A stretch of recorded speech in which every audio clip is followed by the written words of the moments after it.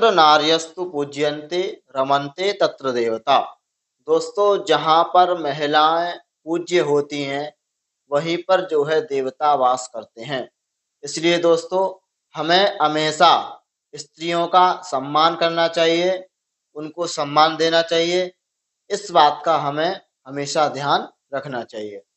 नमस्कार दोस्तों, पुनः स्वागत है आपके अपने YouTube channel astrologer Ramakant Tiwari में। आज मैं आप सभी को बहुत महत्वपूर्ण कुंडली का अध्ययन लेकर के उपस्थित हुआ हूं। यदि आप अपने जीवन में लीडर बनना चाहते हैं या आप कोई बहुत बड़ा बिजनेस कार्य कर रहे हैं, आप उसको संभालना सीखना चाहते हैं, क्या आपकी कुंडली में यह योग है कि आप लीडरशिप कर सकते हैं अथवा आप लीडर बन सकते हैं? क्या आप कप्तानी में बहुत ज़्यादा रुचि रखते हैं? तो यह कुंडली जो है आपके लिए बहुत महत्वपूर्ण है। इस कुंडली में हम यह जानेंगे कि क्या योग रहे जो रोहित शर्मा इतने बड़े कप्तान रहे और सबसे पूरे विश्व में बहुत अच्छे कप्तान माने जाते हैं। इनकी कुंडली में हम यह जानेंगे कि क्या योग कितने अच्छे हैं जो कि यह 200-200 रन दोहरा शतक मारते रहते हैं और इन पर जो है कोई भी प्रकार का दबाव नहीं रहता है। अगर जिस मैच में यह चल जाए उस मैच को बिल्कुल भी जिता सकते हैं।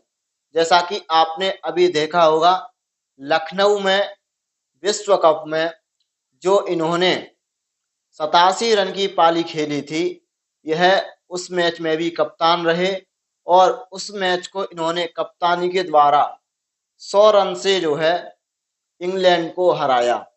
तो इनकी कुंडली में बहुत अच्छे अच्छे योग भी हैं जो हम आपको बताएंगे। अगर आप भी क्रिकेट में खिलाड़ी बनना चाहते हैं या आप बहुत बड़ा कुछ खेल में करना चाहते हैं तो आपकी कुंडली में भी यह योग होंगे, तभी आप कुछ ना कुछ बन पाएंगे।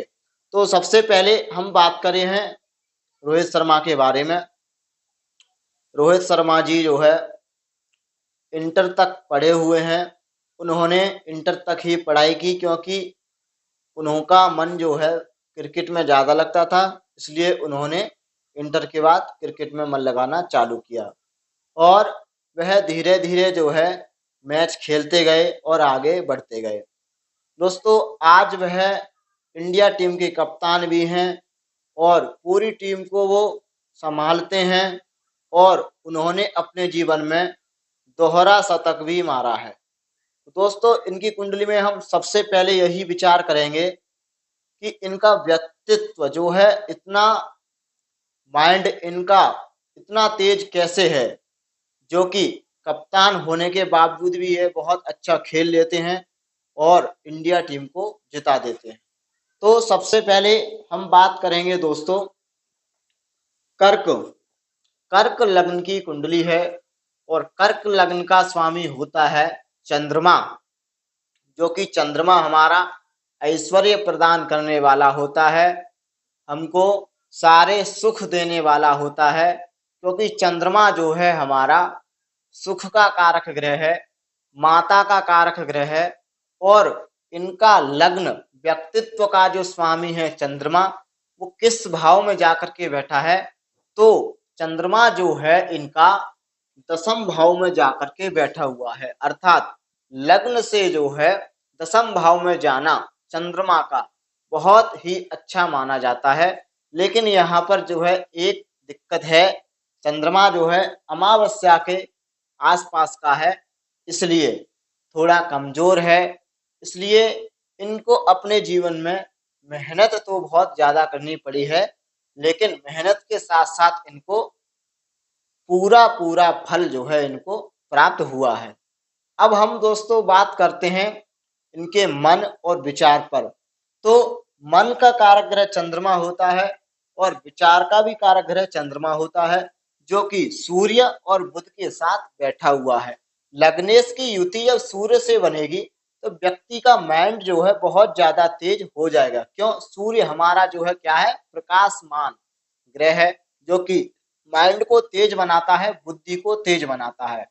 तो चंद्रमा सूर्य के पास बैठने से जो है रोहित शर्मा जी की जो माइंड रीडिंग है वो बहुत अच्छी है। वो बताते हैं खिलाड़ियों को किस तरीके से कहाँ पर बॉल डालनी है और किस जगह पर जो है हमें रन लेने हैं। वह सारी चीजें जो है माइंड से ही बताते हैं। अब हम बात करते हैं इनके मन, बहुत इनका अच्छा है। मन में पहले से ही यह सोच लेते हैं कहाँ पर छक्का मारना है, कहाँ पर आउट कराना है। और विचार इनके आप जानते ही हैं, चंद्रमा जो है हमारा शीतल ग्रह है, चंचल ग्रह है। इनके विचार भी बहुत ज्यादा अच्छे हैं, सनातनी हैं और ये ब्राह्मण घर से भी हैं। अब हम बात करते हैं इनके द्वितीय भाव पर। द्वितीय भाव से जो देखा जाता है वो देखा जाता है कुटुंब, वाणी और संचित धन के बारे में।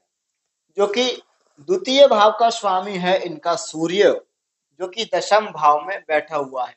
अर्थात इनके पास जो संचित धन है वह बहुत कम खर्च होता है और धन इनके पास जो है आता ही रहता है।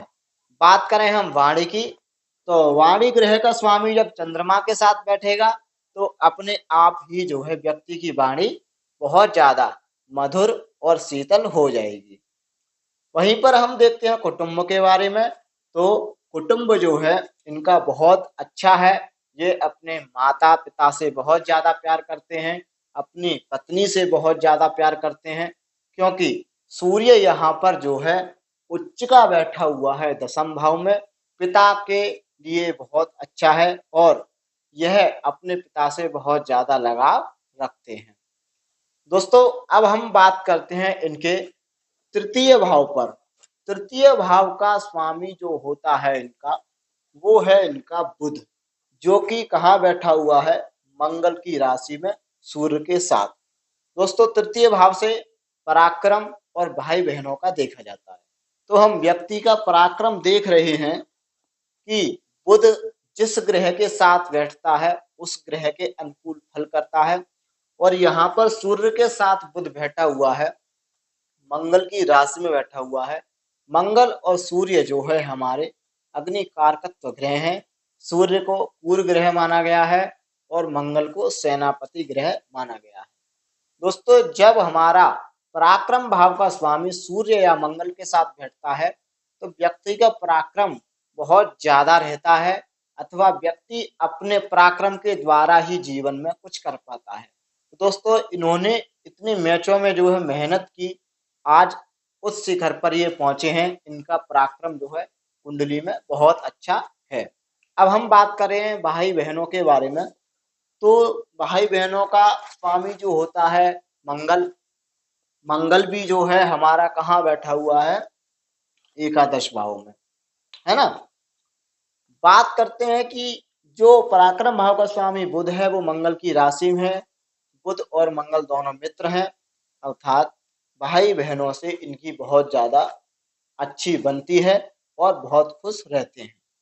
दोस्तों अब हम बात करते हैं इनके चतुर्थ भाव पर, जो कि चतुर्थ भाव हमारा जो है वाहन, भूमि, संपत्ति, माता का सुख, इन चारों चीजों के बारे में विशेष रूप से देखा जाता है।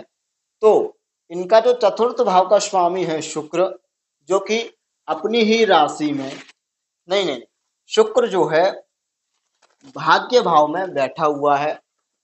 वो भी कैसा बैठा हुआ है, उच्च का होकर के।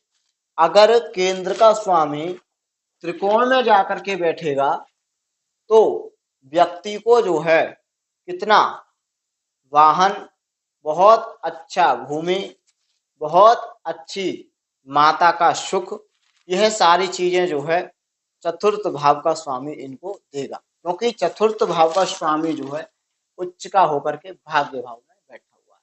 तो दोस्तों भाग्य के द्वारा जो है इनको भूमि, वाहन, माता का सुख, इन तीनों चीजों में कोई इनको कमी नहीं है, इनके पास भरपूर मात्रा में। अब हम दोस्तों बात करते हैं पंचम भाव पर। पंचम भाव का जो स्वामी है वो है मंगल, जो कि एकादश भाव में बैठा हुआ है। और पंचम भाव में बैठा हुआ है इनका। तो पंचम भाव से दोस्तों विद्या और संतान के बारे में जानते हैं। तो सबसे पहले हम जानेंगे संतान के बारे में। शनि जब भी पंचम भाव में बैठता है अकेला तो दोस्तों कन्या ही देता है। क्यों देता है? क्योंकि शनि को जो है स्त्री कारक ग्रह माना गया है। जब भी शनि पंचम भाव को देखेगा या शनि पंचम भाव में बैठा होगा तो जातक को पहली संतान कन्या ही देगा, जो कि इन पे कन्या है। अब हम दोस्तों बात करते हैं विद्या के बारे में। तो विद्या भाव का स्वामी है इनका मंगल, जो कि आय भाव में चला गया। आय भाव में जाने से इन्होंने जो भी विद्या पढ़ी या विद्या पढ़ती तो आय तो आ सकती थी, लेकिन जो शनि यहाँ पर बैठ करके जो है क्या कर रहा था, इनके मन को जो है इधर उधर लगा रहा था। क्योंकि शनि बहुत विच्छेदात्मक ग्रह है, व्यक्ति के मन में भ्रम पैदा कर देता है। तो इन्होंने केवल और केवल इंटर तक ही पढ़ाई की, उसके बाद यह क्रिकेट में लग गए। मैं आपको यह भी बताऊंगा कि क्रिकेट ग्रह का या खेल कूद का कौन सा ग्रह है जो आपकी कुंडली में बलवान होना चाहिए। पहले हम पूरी कुंडली का विश्लेषण करके बताते हैं। अब हम दोस्तों बात करते हैं षष्ठ भाव की।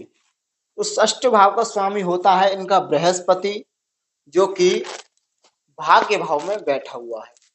दोस्तों भाग्य भाव से देखो संबंध कौन कौन से भाव बना रहे हैं। पहला जो हमारा बना रहा है वो है हमारा चतुर्थ भाव। दूसरा जो बना रहा है वो बना रहा है हमारा षष्ठ भाव। तो हमें ये ध्यान रखना है कि कुंडली में कौन से भाव का ग्रह किस भाव में जाकर के गया, वहां पर क्या फल कर रहा है, ये विशेष रूप से हमें देखना चाहिए। तो षष्ठेश जो है बृहस्पति, जो कि अपनी ही राशि में विराजमान है। दोस्तों षष्ठ भाव से जो है शत्रु के बारे में जानते हैं। तो शत्रु तो इनके बिल्कुल कभी भी होंगे ही नहीं। क्यों? क्योंकि भाव वहां में जाने से गुरु अच्छा हो गया है। अगर यहाँ पर गुरु बैठा होता तो हो सकते थे इनके शत्रु बनते, वो भी गुप्त तरीके से। और ऋण की बात करें हम तो भाई इतना बड़ा खिलाड़ी होने के बावजूद कर्जा क्यों होगा। और बृहस्पति भाग्य भाव में बैठा हुआ है तो बिल्कुल भी जातक के ऊपर कर्जा नहीं होगा। अब हम वो दोस्तों बात करते हैं सप्तम भाव पर। सप्तम भाव का स्वामी है इनका शनि, जो कि पंचम भाव में जाकर के बैठा हुआ है। पत्नी जो इनकी है बहुत न्यायाधीश हैं, बहुत ही सुशील हैं, बहुत ही सुंदर हैं। और विद्या भाव में जब सप्तम भाव का स्वामी जाएगा तो इनकी पत्नी बहुत ज्यादा पढ़ी लिखी भी हैं। तो अब हम बात करते हैं दोस्तों अष्टम भाव पर। तो अष्टम भाव का जो स्वामी है वो है इनका शनि, वो भी जो है विद्या वाले भाव में जाकर के बैठा हुआ है। तो अष्टमेश जब त्रिकोण में जाके बैठेगा तो व्यक्ति की आयु में वृद्धि करेगा, है ना, व्यक्ति के रोगों को हरेगा, अर्थात इनको रोग भी बहुत कम होते होंगे। दूसरा जो इनको आयु है वो भी बहुत अच्छी है, वृद्धि कर रही है। अब हम दोस्तों बात करते हैं भाग्य भाव पर। भाग्य भाव भी जो है व्यक्ति की कुंडली में बहुत महत्वपूर्ण एक भाव होता है। भाग्य भाव का स्वामी है दोस्तों बृहस्पति, जो कि अपने ही भाव में बैठा हुआ है। और बृहस्पति के साथ साथ शुक्र बैठा हुआ है और राहु बैठा हुआ है। दोस्तों अब यहाँ पर राहु और शुक्र के बैठने से क्या होगा कि यहाँ पर राहु जो है क्या करेगा कि थोड़ा व्यक्ति को जो है भाग्य में जो है परिवर्तन लाएगा। अर्थात व्यक्ति का भाग्य जो है शुरू शुरू में साथ नहीं दिया होगा, क्योंकि राहु जो है हमारा विच्छेदात्मक ग्रह है और भाग्य भाव में बैठने से व्यक्ति के भाग्य में जो है दिक्कत परेशानी करेगा, भाग्य में रुकावट करेगा, भाग्य साथ नहीं देगा। ऐसा ही इनके जीवन में शुरू में हुआ था। हर मैच में ये कुछ रन बना करके आउट हो जाते थे। तो इनका उस समय पर भाग्य समय नहीं दे रहा था, साथ नहीं दे रहा था। लेकिन राहु जो है शुरू में और लास्ट में हमेशा परेशान करता है। दोस्तों लास्ट में तो इनको इसलिए नहीं करेगा क्योंकि इनके पास सारी चीज़ों की सुविधाएं होंगी। और शुरू में इनको इसलिए किया था क्योंकि इनके पास नहीं था।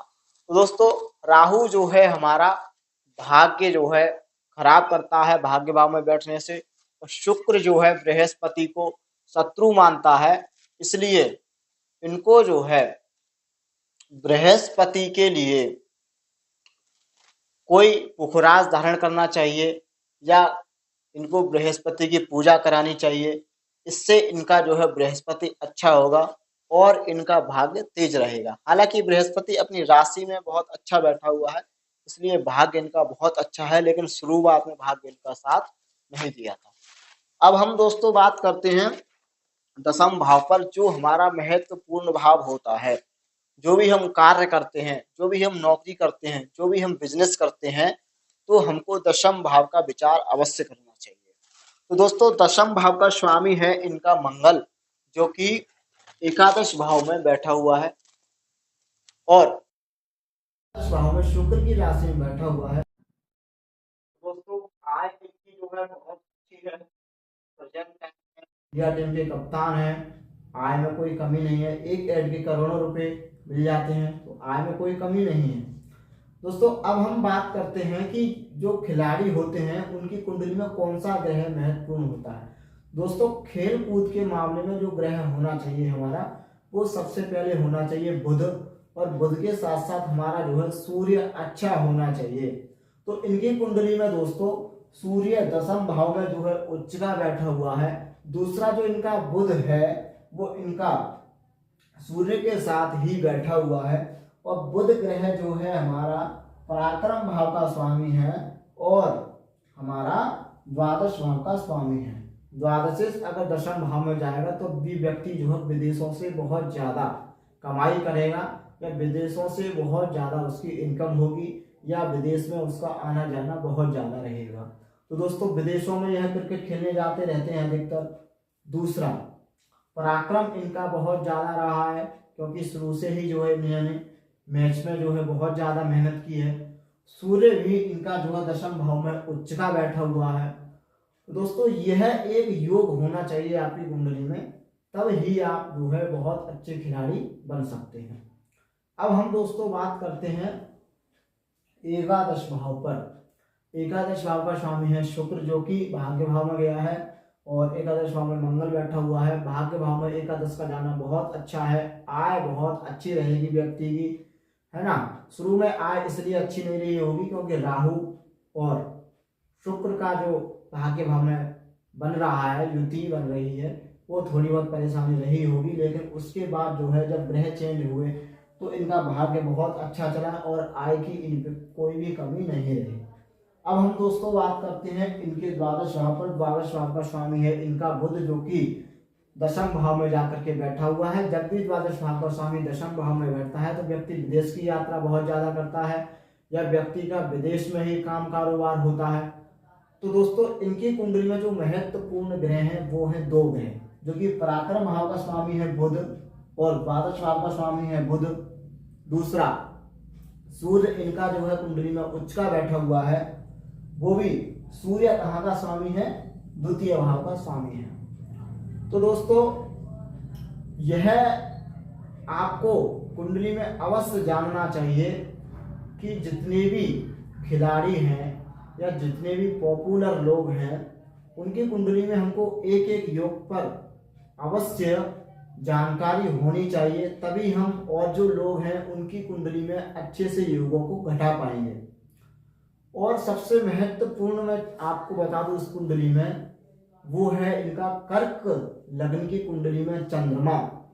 कर्क लग्न का स्वामी चंद्रमा दशम भाव में जाना व्यक्ति को ऐश्वर्य प्रदान करता है, व्यक्ति को मान प्रतिष्ठित बनाता है। सूर्य भी यहाँ पर जो है मान प्रतिष्ठित बना रहा है, लेकिन यह जो है अपने पिताजी के कारण यहाँ पर पहुंचे हैं, क्योंकि सूर्य इनका बहुत अच्छा है, इनके पिताजी ने इनका बहुत ज़्यादा साथ दिया है। तो दोस्तों, ऐसे ही मैं आपको प्रत्येक खिलाड़ी की कुंडली का अध्ययन लेकर के उपस्थित होऊंगा।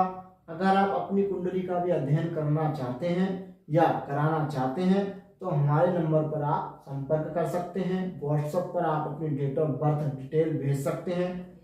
तो दोस्तों अगली वीडियो में और किसी अच्छे खिलाड़ी का मैं वीडियो लेकर के उपस्थित हूँगा। जब तक के लिए नमस्कार, राधे राधे।